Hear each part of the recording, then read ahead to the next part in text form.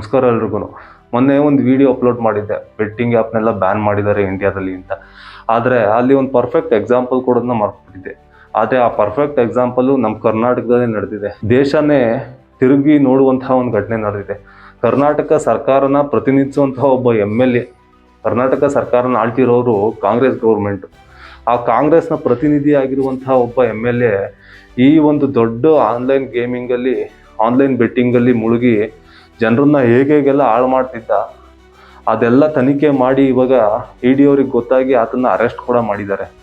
ನಾನು ಯಾರ ಬಗ್ಗೆ ಮಾತಾಡ್ತಿದ್ದೀನಿ ಅಂತ ನಿಮ್ಗೆ ಆಲ್ರೆಡಿ ಗೊತ್ತಾಗಿರ್ತದೆ. KC ವೀರೇಂದ್ರ ಪಪ್ಪಿ ಅವರು. ಇವರು ಕೋಟೆನಾಡು ಚಿತ್ರದುರ್ಗದ MLA ಅವರು, ಅಟ್ ಪ್ರೆಸೆಂಟ್ MLA. ಈ ಬೇಲಿನ ಎದ್ದು ಹೊಲ ಮೇಯುತ್ತೆ ಅಂತಾರಲ್ಲ, ಹಂಗಾಗಿದೆ ನಮ್ಮ ದೇಶದಲ್ಲಿ. ಇವಾಗ ಅಧಿಕಾರದಲ್ಲಿರೋರೇ ಈ ರೀತಿಯಾಗಿ ಅಕ್ರಮವಾಗಿ ದುಡ್ಡು ಮಾಡೋಕ್ ಮುಂದಾಗಿ ದೇಶನ ಹಾಳು ಮಾಡೋಕ್ ನೋಡ್ತಿದ್ದಾರೆ. ಹೇಗ್ ಸಿಗಾಕೊಂಡ್ರು ಇದ್ರ ಬಗ್ಗೆ ಕಂಪ್ಲೀಟ್ ಇನ್ಫಾರ್ಮೇಶನ್ ಕೊಡ್ತೀನಿ. ಅದಕ್ಕೆ ಮುಂಚೆ ಯಾರು ನನ್ನ ಚಾನಲ್ಗೆ ಫಸ್ಟ್ ಟೈಮ್ ವಿಸಿಟ್ ಮಾಡಿ ನನ್ನ ವಿಡಿಯೋ ನೋಡ್ತಾ ಇದ್ರೆ ದಯವಿಟ್ಟು ಸಬ್ಸ್ಕ್ರೈಬ್ ಮಾಡ್ಕೊಳ್ಳಿ.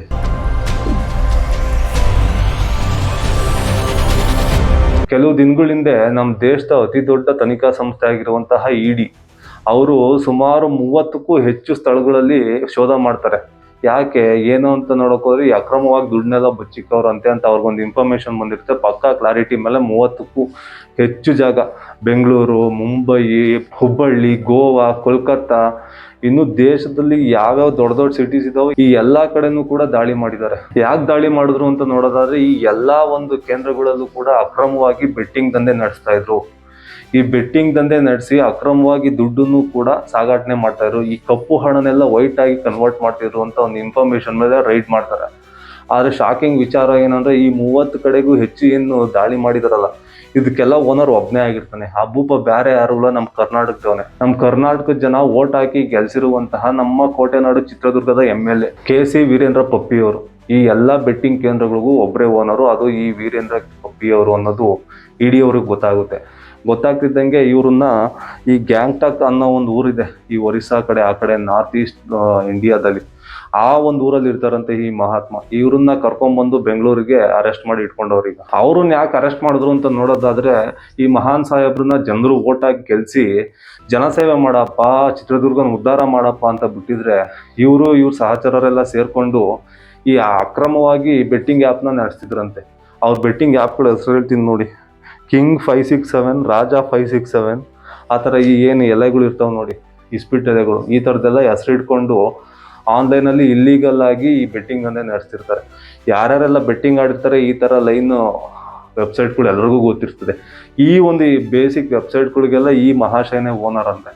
ಅಷ್ಟೇ ಅಲ್ಲದೆ ಗೋವಾದಲ್ಲಿ ಇವಾಗ ಕೆಸಿನೋ ಲೀಗಲ್ ಆಗಿರೋದ್ರಿಂದ, ಆ ಗೋವಾದಲ್ಲಿ ಸುಮಾರು 5-6 ಕೆಸಿನೋಗೆ ಇವರು ಕೂಡ ಇನ್ವೆಸ್ಟರ್. ಅಲ್ಲಿ ಯಾವ್ಯಾವ ಕೆಸಿನೋ ಅಂತ ಹೇಳ್ತೀನಿ ನೋಡಿ.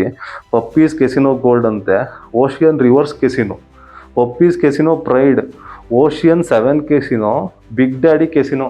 ಅಷ್ಟೇ ಅಲ್ಲದೆ ಇವ್ರ ತಮ್ಮ ಒಬ್ಬರು KC ತಿಪ್ಪೇಸ್ವಾಮಿ ಅಂತ, ಇವರು ಮುಂಬೈಯಲ್ಲಿ ಸಾಫ್ಟ್ವೇರ್ ಕಂಪ್ನಿ ಅಂತ ರಿಜಿಸ್ಟರ್ ಮಾಡಿಕೊಂಡು ನಮ್ಮ ಇಂಡಿಯಾದಲ್ಲಿ ಇಲ್ಲಿಗಲ್ ಆಗಿ ಬೆಟ್ಟಿಂಗ್ ನಡೆಸೋದಕ್ಕೆ ಅಲ್ಲಿಂದ ಬ್ಯಾಕಪ್ ಮಾಡ್ತಾ ಇರೋದು ಅವರು. ಅದಕ್ಕೆ ಓನರು ಈ ತಿಪ್ಪೇಸ್ವಾಮಿ. ಯಾರು ಈ ತಿಪ್ಪೇಸ್ವಾಮಿ ಅಂತ ನೋಡಿದ್ರೆ, ಈ ವೀರೇಂದ್ರ ಪಪ್ಪಿ ಇದಾರಲ್ಲ, ಅವ್ರ ತಮ್ಮ, ಸ್ವಂತ ತಮ್ಮ. ಈ ED ಅವರು ರೇಡ್ ಮಾಡಿದಾಗ ಇವ್ರಿಗೆ ಸುಮಾರು 12 ಕೋಟಿ ರೂಪಾಯಿ ದುಡ್ಡು, ಅದರಲ್ಲಿ 1 ಕೋಟಿ ಫಾರಿನ್ ದುಡ್ಡು. ಈ ನಮ್ಮ ದೇಶದವರು ಏನೋ ಕಷ್ಟ ಕಾಲಕ್ಕೆ ಈ ಫಾರಿನ್ ರಿಸರ್ವ್ ಅಂತ ಇಟ್ಕೊಂಡಿರ್ತಾರೆ. ಆತ ಹಾಗೆ ಈ ಯಪ್ಪ ಸುಮಾರು 1 ಕೋಟಿ ರೂಪಾಯಿ ಫಾರಿನ್ ದುಡ್ಡು ಇಟ್ಕೊಂಡಿದ್ದಂತೆ. ನಮ್ಮ ದೇಶದಲ್ಲಿ ಒಂದು ರಿಪೋರ್ಟ್ ಪ್ರಕಾರ ಸುಮಾರು 100 ಕೋಟಿಗೂ ಜನ ಫಾರಿನ್ ದುಡ್ಡು ಹೆಂಗೈತೆ ಅನ್ನೋದೇ ನೋಡಿಲ್ಲ. ಅಂಥದ್ರಲ್ಲಿ ಈತ 1 ಕೋಟಿ ರೂಪಾಯಿ ಬೇರೆ ದೇಶದ ಕರೆನ್ಸಿ ಇಟ್ಕೊಂಡಿದ್ದಾನೆ ಅಂದ್ರೆ ಈ ಯಪ್ಪ ಯಾವ ರೀತಿ ದೊಡ್ಡ ಸ್ಕ್ಯಾಮ್ ಮಾಡ್ತಿರ್ಬೋದು ನೀವೇ ಯೋಚನೆ ಮಾಡಿ. ಸುಮಾರು 6 ಕೋಟಿ ರೂಪಾಯಿ ಬೆಲೆ ಬಾಳುವಂತಹ ಚಿನ್ನ, 10 kg ಬೆಳ್ಳಿ, 5-6 ಲಕ್ಸುರಿಯಸ್ ಕಾರ್ಗಳು, ಮತ್ತೆ ಅಕ್ರಮವಾಗಿ ಸಂಪಾದನೆ ಮಾಡಿರುವಂತಹ ಆಸ್ತಿಗಳು, ಬ್ಯಾಂಕ್ ಪಾಸ್ಬುಕ್ಗಳು, ಬ್ಯಾಂಕ್ ಲಾಕರ್ಗಳು, ಅದರಲ್ಲೆಲ್ಲ ಇನ್ನು ಏನೇನಿದಾವೋ ಕಾಣೆ ಎಲ್ಲದನ್ನು ಇವಾಗ ED ಅವ್ರು ಸೀಸ್ ಮಾಡಿದ್ದಾರೆ. ತನಿಖೆ ಮಾಡಿ ಈತನ ಒಂದು ಅಕ್ರಮವಾಗಿ ಸಂಪಾದನೆ ಮಾಡಿರೋ ಆಸ್ತಿ ಎಷ್ಟಿದೆ ಅದನ್ನೆಲ್ಲವನ್ನು ಮುಟ್ಕೊಂಡು ಹಾಕೊಳ್ಳೇಬೇಕು. ನಮ್ಮ ದೇಶದ ಜನದು ಕಷ್ಟ ಬಿಟ್ಟು ಕಟ್ಟಿರೋ ಟ್ಯಾಕ್ಸಲ್ಲಿ ಇವನು ಇಷ್ಟು ಅಕ್ರಮವಾಗಿ ದುಡ್ಡು ಸಂಪಾದನೆ ಮಾಡೋನೆ ಅಂದರೆ ಅದು ಯಾವುದೇ ಕಾರಣಕ್ಕೂ ಅವನಿಗೆ ಸಲ್ಲೇಬಾರ್ದು. ಆ ED ಅವರು ದಯವಿಟ್ಟು ಎಲ್ಲ ಸಂಪೂರ್ಣ ತನಿಖೆ ಮಾಡಿ ಈತನ ಅಕ್ರಮವಾಗಿ ಮಾಡಿರೋ ಪ್ರತಿಯೊಂದು ಅಕ್ರಮ ಆಸ್ತಿಗಳ್ನು ವಶಕ್ಕೆ ಪಡ್ಕೊಳ್ಳಿ ಅಂತ ಆಗ್ರಹಿಸ್ತೀನಿ ಇದ್ರ ಮೂಲಕ. ಇಷ್ಟೆಲ್ಲ ಆಸ್ತಿ ಹೆಂಗಪ್ಪ ಸಂಪಾದನೆ ಮಾಡ್ದ ಅಂತ ಕೆದಕ್ತಾ ಹೋದಂಗೆ ED ಅವ್ರಿಗೆ ಗೊತ್ತಾಗಿದ್ದು, ಮೇಯ್ನು ಈತ ಬೆಟ್ಟಿಂಗಲ್ಲಿ ಬಡವ್ರ ಮನೆನೆಲ್ಲ ಹಾಳು ಮಾಡಿ ಈತ ದುಡ್ಡು ಮಾಡ್ತಿರೋದು ಅಂತ. ಸದ್ಯಕ್ಕೆ ಈಗ ಇಡಿ ಅವ್ರು ಇವ್ರನ್ನ ಅರೆಸ್ಟ್ ಮಾಡಿ ವಿಚಾರಣೆ ಮಾಡ್ತಿದ್ದಾರೆ. ಅರೆಸ್ಟ್ ಮಾಡಿದ್ದಾರೆ ಅಂದ್ರೆ ಇವ್ರು ತಪ್ಪು ಮಾಡಿದ್ದಾರೆ ಅಂತಲೇ ಅರ್ಥ. ಸುಮ್ಮನೆ ಯಾರು ಅಷ್ಟು ದೊಡ್ಡ ದೊಡ್ಡ ಅಧಿಕಾರಿಗಳು, ಅಷ್ಟು ದೊಡ್ಡ ದೊಡ್ಡ ವ್ಯಕ್ತಿಗಳನ್ನ ಅರೆಸ್ಟ್ ಮಾಡೋದಕ್ಕೆ ಹೋಗಲ್ಲ. ಎಲ್ಲ 12 ಕೋಟಿ ರೂಪಾಯಿ ನಗದು ದುಡ್ಡು ಮನೇಲಿ ಇಟ್ಕೊಂಡವನೇ ಅಂದ್ರೆ ಇನ್ನು ಯಾವ ರೇಂಜಿಗೆ ಈತ ಸುಲಿಗೆ ಮಾಡಿರ್ಬೇಡಿ ಹೇಳಿ.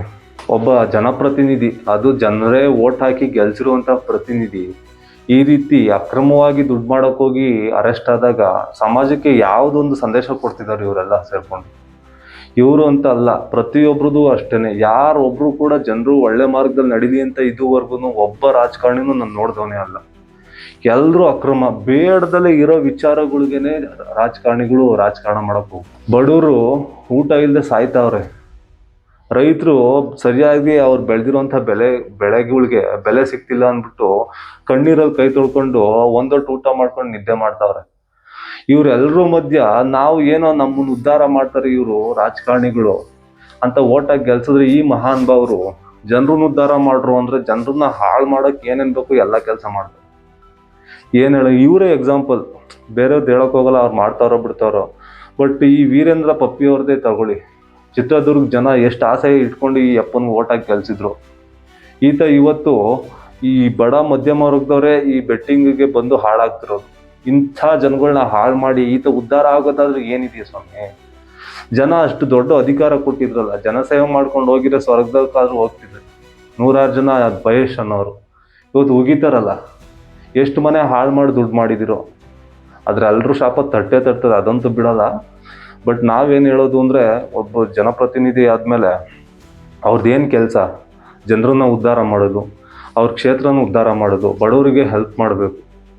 ನೀವು ಉದ್ಧಾರ ಆಗಿ ಇಲ್ಲ ಅಂತ ಹೇಳ್ತಿಲ್ಲ, ಬಟ್ ದೇಶಕ್ಕೆ ಕೆಟ್ಟದ್ದು ಬಯಸಿ ದೇಶಕ್ಕೆ ಹಾಳು ಮಾಡಿ ಉದ್ಧಾರ ಆಗುವಂಥ ಕೆಲಸ ಯಾರು ಮಾಡೋಕ್ಕೆ ಹೋಗ್ಬೇಡಿ. ಈಗ ಅರೆಸ್ಟ್ ಮಾಡಿದ್ದಾರೆ ವೀರೇಂದ್ರ ಪಪ್ಪಿ ಅವ್ರನ್ನ, ನೋಡಬೇಕು ಇನ್ನೂ ಇವರು ಅಕ್ರಮವಾಗಿ ಸಂಪಾದನೆ ಮಾಡಿರುವಂತಹ ಸಂಪತ್ತು, ಇವ್ರದೊಂದು ಸಂಪತ್ತಿನ ರಾಶಿ ಇನ್ನೂ ಎಷ್ಟಾಗಿದೆ ಅಂತ ಗೊತ್ತಿಲ್ಲ. ತನಿಖೆ ಮಾಡಿ ಪ್ರತಿಯೊಂದನ್ನು ಕಂಡುಹಿಡಿದು ಕಠಿಣ ಕ್ರಮ ಇವ್ರಿಗೆ ಜರುಗಿಸ್ಲೇಬೇಕು. ಇನ್ನು ಮುಂದೆ ಆದರೂ ನಮ್ಮ ದೇಶದ ಜನರು ದಯವಿಟ್ಟು ಎಚ್ಚೆತ್ಕೊಳ್ಳಿ. ಯಾರೋ ಒಬ್ಬ ದುಡ್ಡು ಕೊಟ್ಟ ಕ್ಷಣಕ್ಕೆ ಅವ್ನಿಗೆ ಓಟ್ ಹಾಕೋಕೆ ಹೋಗ್ಬಿಡಿ. ಅವನು ಒಳ್ಳೇದು ಮಾಡ್ತಾನ, ನಮಗೆ ಮುಂದಕ್ಕೆ ಕೈ ಹಿಡಿತಾನ, ಈ ಥರ ಮನೆ ಹಾಳು ಕೆಲಸ ಮಾಡೋನಾಗಿರ್ತಾನ ಅಂತ ಇವನ್ನೆಲ್ಲದನ್ನು ನೋಡಿ ಒಬ್ಬ ಒಳ್ಳೆ ವ್ಯಕ್ತಿಗೆ ಓಟ್ ಹಾಕಿ. ಇಂಥವ್ರು ಮಾಡಿ ಏನು ಪ್ರಯೋಜನ? ನಿಮ್ಮನೆ ಮಕ್ಕಳೇ ಇಂಡೈರೆಕ್ಟಾಗಿ ಹಾಳಾಗ್ತಾ ಇರೋದು. ಈಗ ಚಿತ್ರದುರ್ಗದಲ್ಲಿ ಎಷ್ಟು ಜನ ಬೆಟ್ಟಿಂಗ್ ಆಡ್ತಿಲ್ಲ ಹೇಳಿ? ಬೆಟ್ಟಿಂಗ್ ಆಡಿ ಎಷ್ಟು ಜನ ಮನೆ ಹಾಳು ಮಾಡ್ಕೊಂಡಿಲ್ಲ? ಆ ಮನೆ ಹಾಳು ಮಾಡ್ಕೊಂಡಿರೋದಕ್ಕೆಲ್ಲ ಕಾರಣ ಯಾರು? ನೀವೇ ಓಟ್ ಹಾಕಿ ಗೆಲ್ಸಿರುವಂತಹ ಮಿಸ್ಟರ್ ವೀರೇಂದ್ರ ಪಪ್ಪಿ ಅವರು. ಇದ್ರ ಬಗ್ಗೆ ನಿಮ್ಗೇನು ಅನ್ಸುತ್ತೆ ಸ್ನೇಹಿತರೆ? ಇಂಥ ಒಬ್ಬ ದೇಶದ್ರೋಹಿಗಳನ್ನೆಲ್ಲ ನಮ್ಮ ದೇಶದಲ್ಲಿ MLA ಮಾಡೋಕೆ ಬಿಡ್ತಾರಲ್ಲ, ಇದ್ರ ಬಗ್ಗೆ ಕಾನೂನು ಚೇಂಜ್ ಮಾಡಬೇಕಾ? ಅಥವಾ ಈಗಿರೋದೇ ಸರಿ ಇದೆಯಾ? ಅಥವಾ ಈ ವೀರೇಂದ್ರ ಪಪ್ಪಿ ಅವ್ರು ಮಾಡ್ತಿರೋ ಕೆಲಸಗಳೇ ಸರಿ ಇದೆಯಾ? ಇಂಥವ್ರಿಗೆಲ್ಲ ಏನು ಶಿಕ್ಷೆ ಕೊಡಬೇಕು? ಪ್ರತಿಯೊಂದು ನಿಮ್ಗೇನು ಅನ್ಸುತ್ತೆ ದಯವಿಟ್ಟು ಕಮೆಂಟ್ ಮಾಡಿ. ಯಾರಾದರೂ ಇದುವರೆಗೂ ವಿಡಿಯೋ ನೋಡ್ತಾ ಇದ್ದರೆ ದಯವಿಟ್ಟು ಸಬ್ಸ್ಕ್ರೈಬ್ ಮಾಡ್ಕೊಳ್ಳಿ. ಮುಂದಿನ ವಿಡಿಯೋದಲ್ಲಿ ಸಿಗೋಣ. ನಮಸ್ಕಾರ.